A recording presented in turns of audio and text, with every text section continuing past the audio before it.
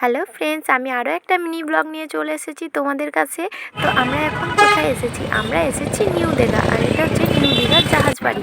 তো আমাদের এখানেই রুম বুক করা ছিল। তো দেখতেই পাচ্ছ খুব সুন্দর ফুলের গাছটা, আর এটা হচ্ছে আমাদের রুমটা ছিল খুব সুন্দর। তোমাদের দাদাভাই ড্রেস চেঞ্জ করা শুরুও করে দিয়েছে। তো চলো রুমটা ঘুরে দেখাই।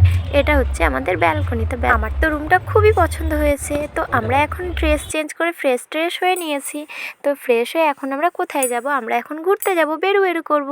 তো তোমাদের সাথে সব কিছু শেয়ার করব। আর হ্যাঁ, আমরা সবাই কিন্তু ম্যাচিং ড্রেস পরেছি। তো আমাদের কেমন লাগছে অবশ্যই কমেন্ট বক্সে একটা কমেন্ট করে জানাবে। চলো আমরা এখন বেরিয়ে পড়েছি রাস্তায়। তো এরপর দেখা যাক আমরা কোথায় যাই। ভিডিওটা কন্টিনিউ দেখতে থাকো। সমুদ্রটা ছিল আমাদের রুম থেকে 7 থেকে 8 মিনিটের রাস্তা। তো আমরা গুটি পায়ে এগিয়ে গেলাম সমুদ্রের দিকে। আর গিয়ে দেখি আমাদের কপালটাই খারাপ, এখানে তো স্নান করা যাবেই না। তো আমরা আর বেশিক্ষণ ওয়েট করলাম না, আমরা তাড়াতাড়ি একটা টোটো ভাড়া করে নিলাম। তো সেই টোটোতে করে আমরা চলে গেলাম ওল্ড দীঘায়। আর যাওয়ার সময় রাস্তায় খুব মজা করতে যাচ্ছিলাম। আর এদিকে ওরাও মজা করছিল, তো আমাদের থেকে একটু কমই মজা করছিল মনে হচ্ছে।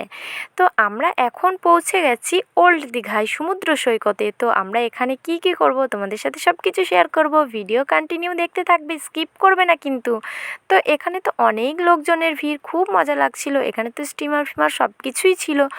আর তার সাথে ছিল অনেক বড় ঢেউ।